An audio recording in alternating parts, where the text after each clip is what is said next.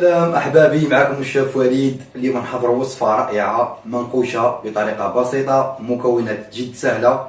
متاكد الوصفه هذه راح تنال اعجابكم. ما تنساوش تشتركوا في القناه وتفعلوا الجرس باش يصلكم كل جديد. والان نمروا لطريقه التحضير. اذا خوتي، بالنسبه لطريقه التحضير، اولا نجيب اناء تاعي، عندي كيلو تاع فرينه. نديرو في الاناء تاعي بهذا الشكل، وراح نزيد معاه 2 ملاعق تاع لافاني، 2 ملاعق صغار بهذا الشكل. وراح نزيد معاه قرصه تاع ملح. راح نخلط المكونات تاعي هكذا بهذا الشكل. ودوكا راح نجيب 500 غرام تاع الزبده ذائبه وتكون بارده، ونزيدو للخليط بهذا الشكل. ودوكا نبسس الخليط نتاعي باستعمال يديا كيما راكم تشوفوا معايا. ندخل الخليط مليح مع بعضاه، ودوكا نستعمل يديا في زوج ونبسس الخليط تاعي بهذا الشكل كيما راكم تشوفوا. نحاول اني الزبده هذيك ندخلها جيدا في الفرينه مليح كيما راكم تشوفوا بهذه الطريقه. درك اخوتي، بعد ما بسست الخليط تاعي كيما راكم تشوفوا ولا على شكل مرمل، دوكا راح نزيد حبه تاع بيض. راح نزيد حبه تاع بيض بهذا الشكل، ونزيد ندخلها باستعمال الاصابع بهذا الشكل. درك اخوتي، راني بدلت الاناء لانه الاناء الاخر كان صغير ما قدرتش كيفاه نعجن فيه. بعد ما دخلت حبه تاع البيض، درك راح نزيد حوالي 4 ملاعق تاع ماء الزهر، 4 ملاعق كبار تاع ماء الزهر بهذا الشكل.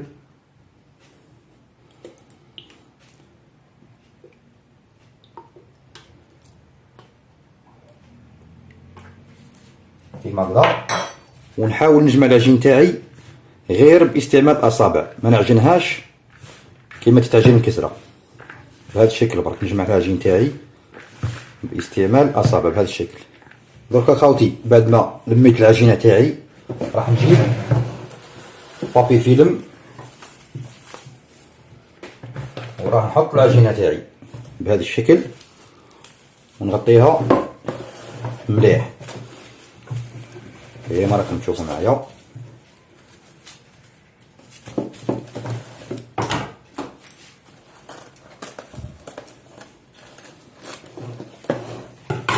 نغلفها مليح ونحطها في الثلاجه مده 4 ساعة حتى 20 دقيقه ونرجع لكم. درك خوتي، بالنسبه للحشو عندي كيلو تاع كاوكاو، راح نزيد معاه 2 كيسان. كل كاس فيه كاس غير ربع تاع سكر بهذا الشكل. راح نخلط الكاوكاو مع السكر تاعي، وراح نزيد معاهم لافاني تقريبا 2 ملاعق صغار بهذا الشكل، ونخلط كلش مع بعضاه. الكاوكاو تاعي يكون تحمصتو، ما حمصتوش بزاف، وريحته يكون متوسط، ما يكونش خشين بزاف وما يكونش رقيق بزاف. نخلط المكونات تاعي بهذا الشكل مليح. ودروكا راح نجيب الماء زهر وراح نزيد بالكميه القليله بالشكل هذا، ونحاول نلم الخليط نتاعي، يكون الخليط تاعي مرمل، ما يكونش ما نعجنوش بزاف وما نخليهش شايح.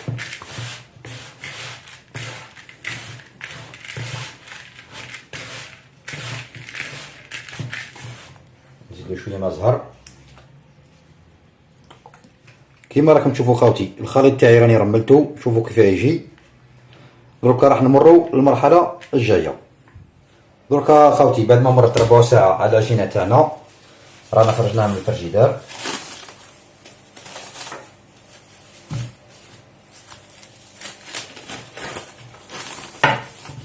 دروكا راح نقطعوها على 2، راح يكون نصف اكبر من نصف كيما راكم تشوفوا معايا، لانه النصف التحتاني راح نطلعو على الجوانب، على هذيك لازم يكون اكبر من الجزء الفوقاني كيما راكم تشوفوا. هذا نحتاجه دركا، وهذا نخليوه من بعد. ودوكا راح نجيب صاشية ولا بلاستيك هذايا تاع الطابلة، نكوفري بها الطابل ونحلو بهذا الشكل.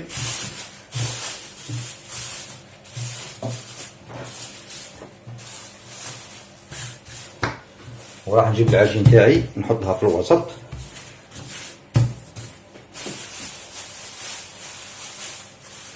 ونغطي عليه بهذا الشكل، ونجيب الحلال ونبدا نحل في العجين تاعي.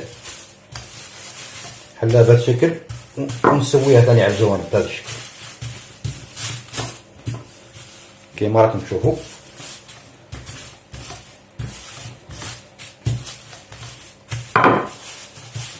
وديما نسويها على الاطراف لانها تشقق. راكم تعرفوا لاباط صابلي ديما تشقق بالطريقه هذه. نفتح العجينه تاعي مليح في الحلال على حجم تاع المول تاعي. انا المول تاعي الحجم تاعو 38 طول على تقريبا 30 في العرض. دركا خاوتي العجينه تاعي بعد ما حليتها كيما راكم تشوفوا معايا، دركا راح نجيب المول تاعي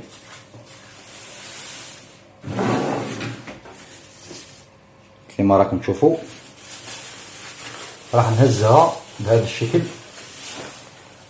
ونحطها على المول كيما راكم تشوفوا خاوتي. ودوكا نحاول نعدلها الاطراف بهذا الشكل.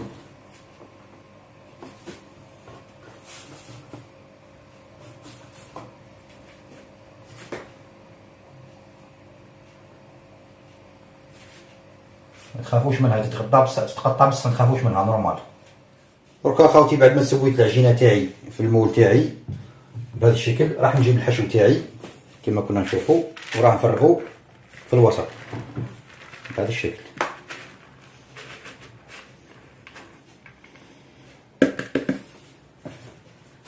وراح نسويه اولا بيدي بهكذا الطريقه هذه،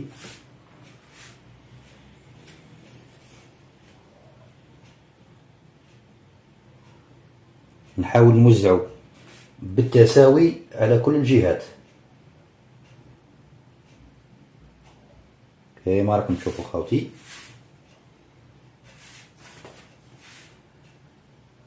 نسويه مليح. بعد ما سويته راح نجيب ملعقه ونحاول نضغط عليه بالعقله برك بالطريقه هذه، نسويه بالشكل هذا، ما نضغطش عليه بزاف، نحاول اني نسويه بالشكل هذا برك كيما راكم تشوفوا. هكذا بعد ما سويته خاوتي دركا راح نزيد ندير الطبقه الفوقانيه ونرجع لكم. دركا خاوتي بعد ما درت الطبقه الفوقانيه راح نجيب مسطره وراح نحاول نطراسي الحبات نتاعي بهذا الشكل. نطراسي غير بالعقل مع الاول ومن بعد نهبط لتحت. الحبات راكم ديروهم على حساب الحجم اللي تحبوه نتوما.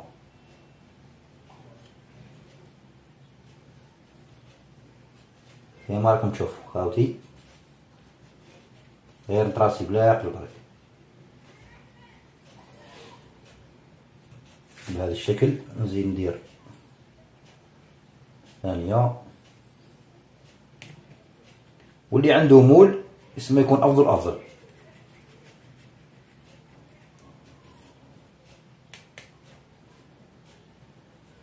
كيما راكم تشوفون نكمل نطراسي الحبات تاعي ونرجع لكم. دركا خاوتي بعد ما طراسيت الحبات نتاعي راح نجيب الموس يكون ماذا بين رقيق وماضي، وراح نهبط لتحت نقطع بهذا الشكل، نهبط حتى لتحت خلاص.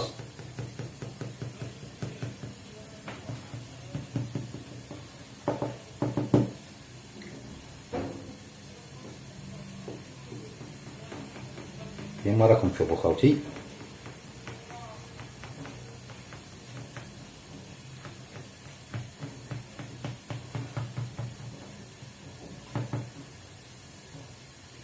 نقطع الحبات تاعي بهذا الشكل.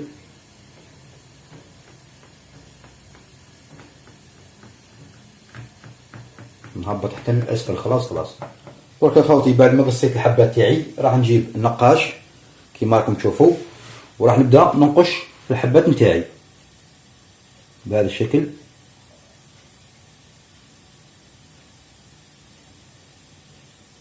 ما نحلش النقاش تاعي بزاف،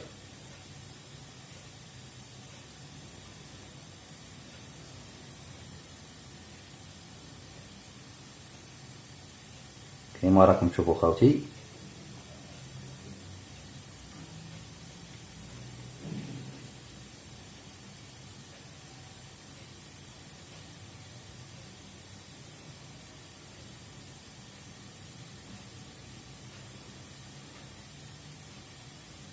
ننقش خاوتي بالشكل هذا برك كيما راكم تشوفوا. نكمل ننقش كامل المنقوشه تاعي ونرجع لكم.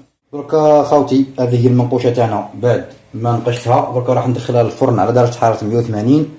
كي نشوف الاطراف تاعها اكتسبوا اللون الذهبي نحمرها من فوق ومن بعد نشوفوها في التقديم. دركا خاوتي هذه هي المنقوشه تاعنا بعد ما خرجناها من الفرن كيما راكم تشوفوا الشكل تاعها. دركا راح نجيب تقريبا كيلو تاع عسل وراح نفرغ عليها بهذا الشكل. العسل كنت زدت له شويه تاع ماء الزهر باش يولي خفيف شويه، وحطيته يبرد. لازم المنقوشه تكون سخونه والعسل يكون بارد. نعسل بهذا الشكل.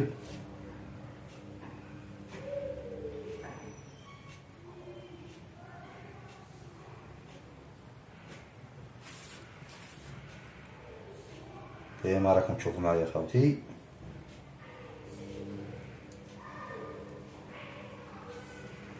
هذه نخليها تقريبا ليله كامله باش نحلها.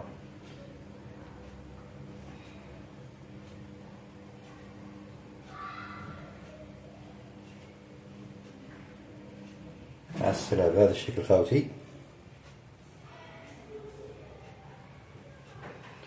دركا خاوتي بعد ما عسلتها نخليها حتى تتشرب العسل مليح ومن بعد نشوفوها مع بعضنا.